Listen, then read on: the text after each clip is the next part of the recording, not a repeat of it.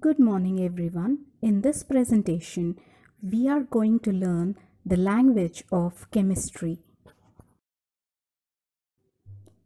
To learn the language of chemistry, we need to understand the symbols of elements. A symbol represents short form of an element. It not only represents the short form of an element but conveys qualitative as well as quantitative meaning. Qualitative and quantitative meaning of the term symbol is given below. Let's take an example of element sulfur whose symbol is S. Qualitative meaning. In qualitative meaning, a symbol represents a specific element. S represents the element sulfur. A symbol represents one atom of an element.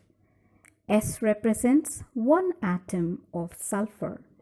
In the quantitative meaning, a symbol represents the mass of element equal to its atomic mass.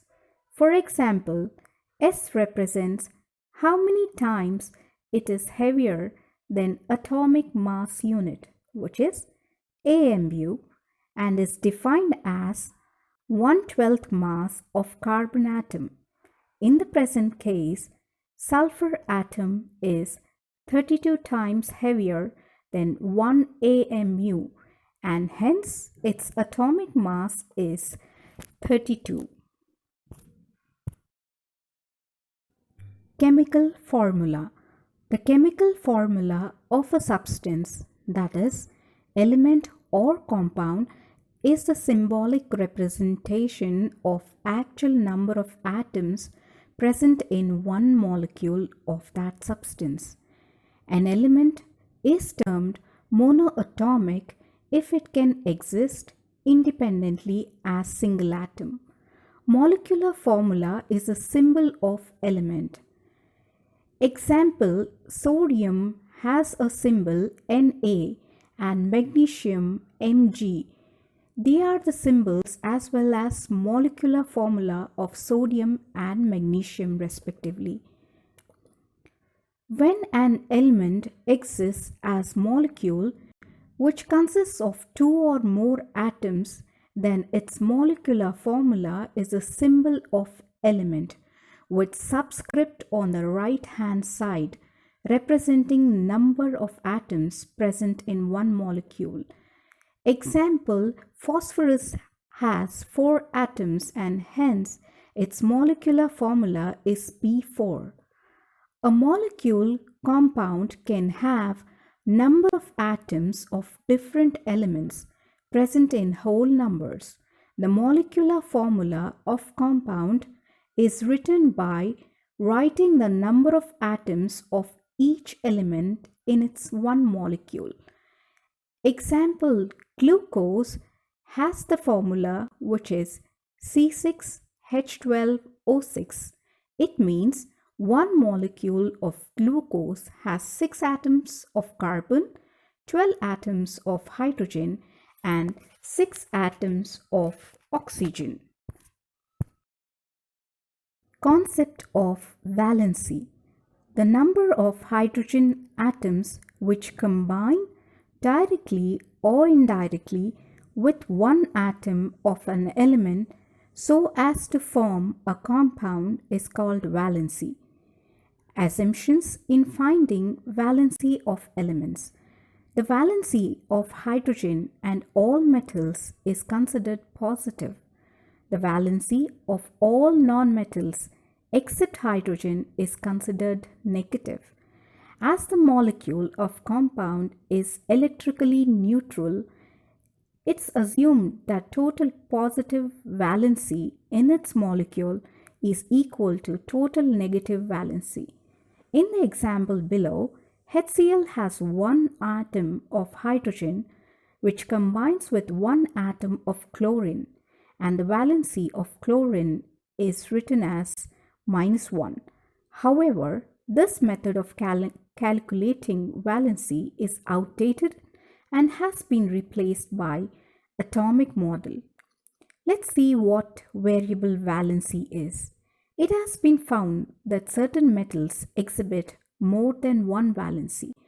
The reason for this is certain metals that depend upon experimental conditions, an atom of metal loses more electrons than that are present in its outermost shell, that is, valence shell. It loses some electrons from the shell next to outermost shell.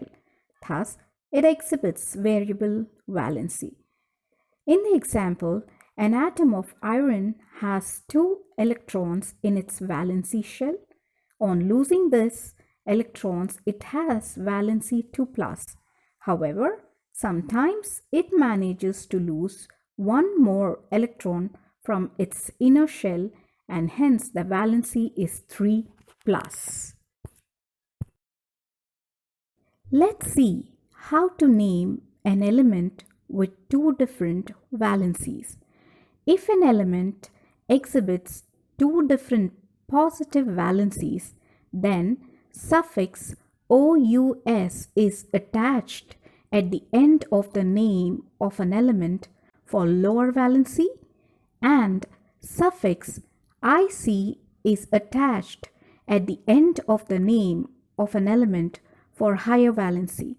Did you know that iron is a chemical element with symbol Fe, which is derived from Latin word ferrum? So, the lower valency of iron, which is 2 plus, is named as ferrous, and the higher valency of iron 3 plus is named ferric. Let's see what a radical is.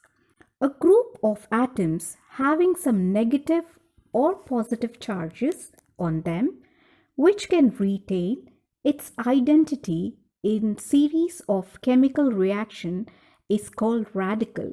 Example, ammonium is a radical having formula NH4.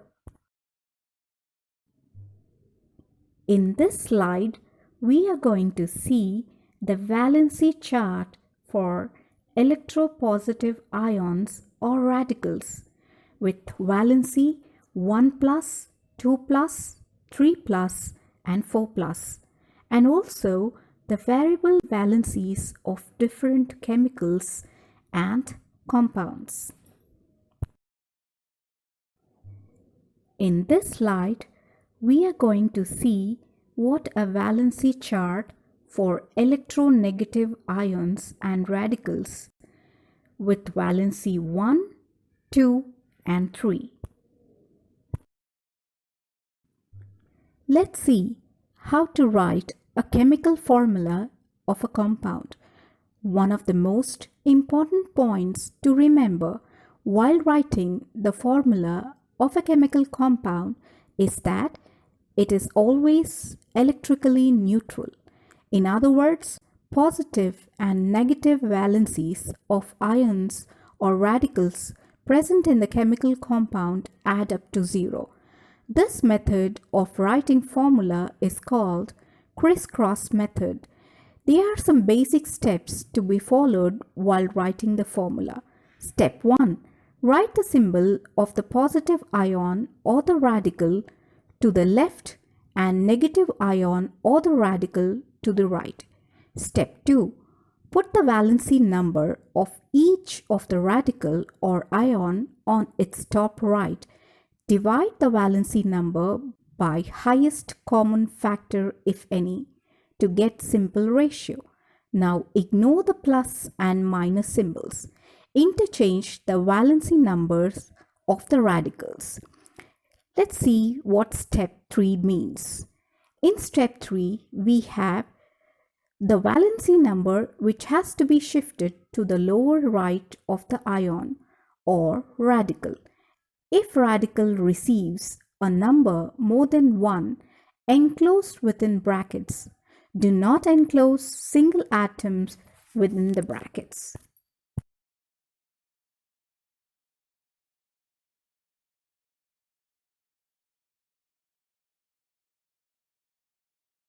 Naming chemical compounds from their formula. Elements present in a compound are named in order of symbols appearing in formula. Rule 1. If a compound contains only two elements, that is binary compounds, such that one of them is metal, is named first. Non-metallic parts is given suffix IDE at the end. Examples: compound of sodium and chlorine is sodium chloride NaCl. Compound of magnesium and nitrogen is magnesium nitride Mg3N2. Rule 2. The compound containing two non-metals are named by using Greek prefix like mono, di, tri, tetra, penta, which denotes the number of atoms present in the compound.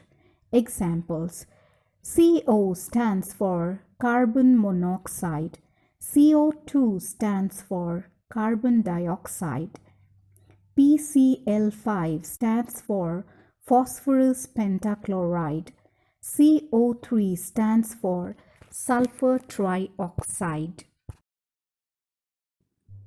Law of conservation of mass. According to this law, mass can neither be created nor be destroyed in a chemical reaction. It means total mass of reactants is always equal to total mass of products in a chemical equation. Balancing of chemical equation is to verify law of conservation of mass, that is, mass of reactants is equal to mass of products. In a chemical equation, when magnesium ribbon is heated in air with oxygen, it catches fire and burns to form magnesium oxide. To above description of chemical reaction in the form of sentence is quite long. It can be done in a shorter way.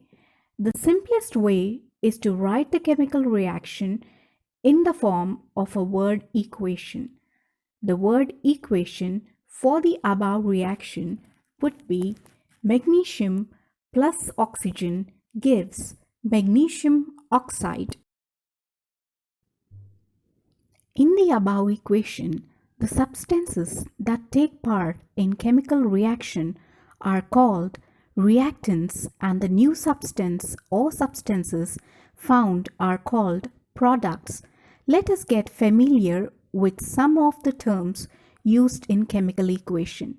Word equation: a chemical equation that represents a chemical reaction briefly in words is called a word equation. What is a reactants? Let's see. The substance or substances which take part in a chemical reaction are called reactants. The reactants are always written on the left-hand side in a chemical equation. In a product, the substances or substances is formed as a result of chemical reaction are called products. The products are always written on the right-hand side in a chemical equation. A plus sign is put between reactants or products if their number is 2 or more. An arrow is put between reactants and products. The sign of the arrow is read to yield or to form. The arrow points in the direction in which the reaction proceeds. Let's see how to write a chemical equation. You may ask, is there any other way that is faster or shorter for representing chemical equation? The answer is yes. It is possible to make a chemical equation more concise and informative if we write them using chemical symbols and formulae. What is a chemical equation? A chemical equation is a statement that describes a chemical reaction in terms of symbols and formulae. Equation 1 can be written more concisely by writing symbols and formulae of the reactants and products. Magnesium plus oxygen gives magnesium oxide. If you carefully look at the above equation, then you will notice that number of magnesium atoms on the side of the reactants and products are the same. However, the number of oxygen atoms on the side of reactants are 2, but on the products it is only 1. Such an equation contradicts the law of conservation of mass, which states the total mass on the side of reactants is equal to total mass on the side of products. Nevertheless, the chemical equation is made concise by using symbols and formulae. Such a chemical equation is called skeletal equation or an unbalanced equation. A chemical equation expressed in symbols and formulae such that number of atoms of different elements towards the side of reactants is not equal to the number of atoms of the same elements towards the side of products and is called skeletal equation or unbalanced equation. To make skeletal equation more meaningful, we have to balance the atoms of each element so that the number is same on the side of reactants as well as products. The equation so formed will be known as balanced chemical equation, a chemical equation in which number of atoms of each element is same on the side of reactants and products and is called balanced chemical equation.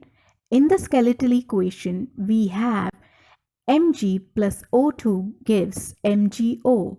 If we multiply Mg on the side of reactants with 2 and MgO on the side of products with 2, the equation gets balanced. That is, 2MgO plus O2 gives 2MgO, which is a balanced chemical equation. Pre-knowledge for writing a balanced chemical equation. Following knowledge is necessary before one proceeds to write a balanced chemical equation, whether or not a chemical reaction takes place between the reactants. What are the products or product formed during a chemical reaction? What are the correct symbols or formulae of all the reactants and products? Similarly, potassium nitrate decomposes on heating to form potassium nitrate and oxygen, writing the symbols and formulae of reactants and product. The chemical equation of the above reaction can be represented as KNO3 gives KNO2 plus O2. However, the above equation is not a correct equation. It is because the number of oxygen atoms towards the reactant side are 3 and towards the product side are 4.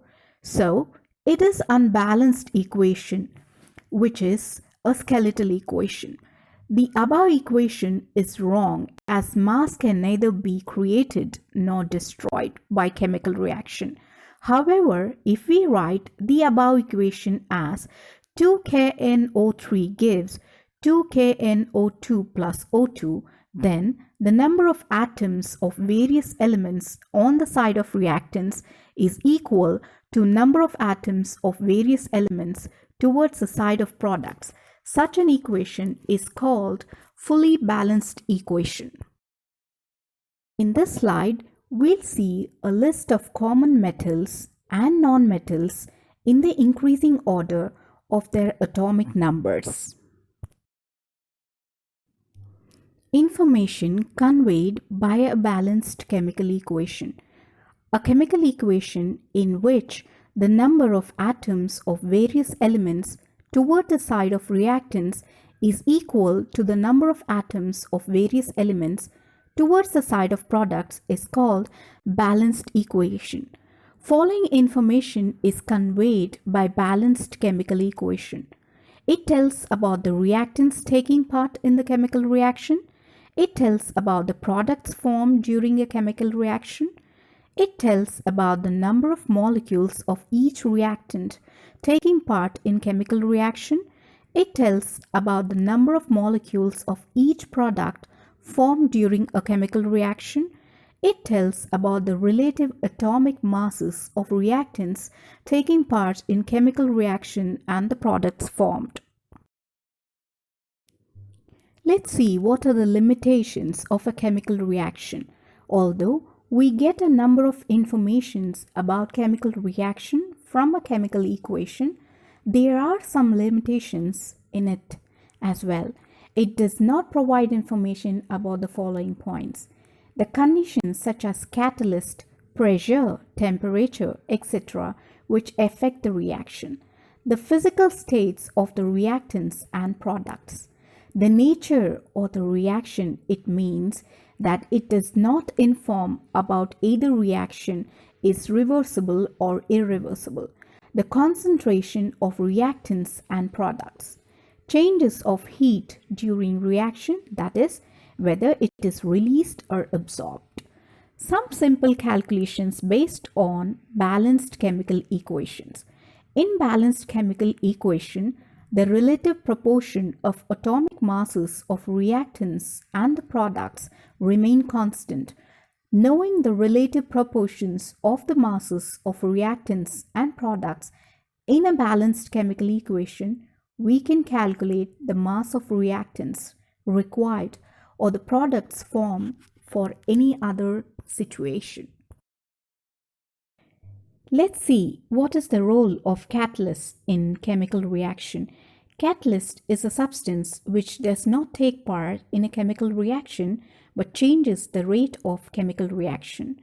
If a catalyst spreads up the rate of chemical reaction, it is called positive catalyst.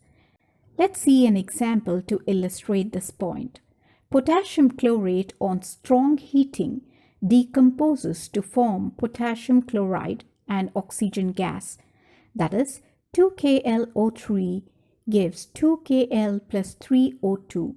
However, if a mixture of 4 parts of potassium chloride and 1 part of magnesium dioxide is heated, it liberates oxygen at a much lower temperature.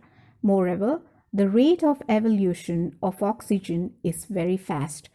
The manganese dioxide is a positive catalyst. Similarly, nickel is used as a catalyst for converting vegetable oils into vanaspati ghee, and platinized asbestos is used as catalyst in manufacture of sulfuric acid for sulfur dioxide. If a catalyst slows down the rate of chemical reaction, it is called negative catalyst. For example, addition of little alcohol into hydrogen peroxide slows down and is decomposition into water and oxygen. Enzymes or biochemical catalysts. Enzymes are chemical organic compounds produced within the bodies of living beings, which help in accelerating the rate of biochemical reactions taking place in them. Following examples illustrate the point.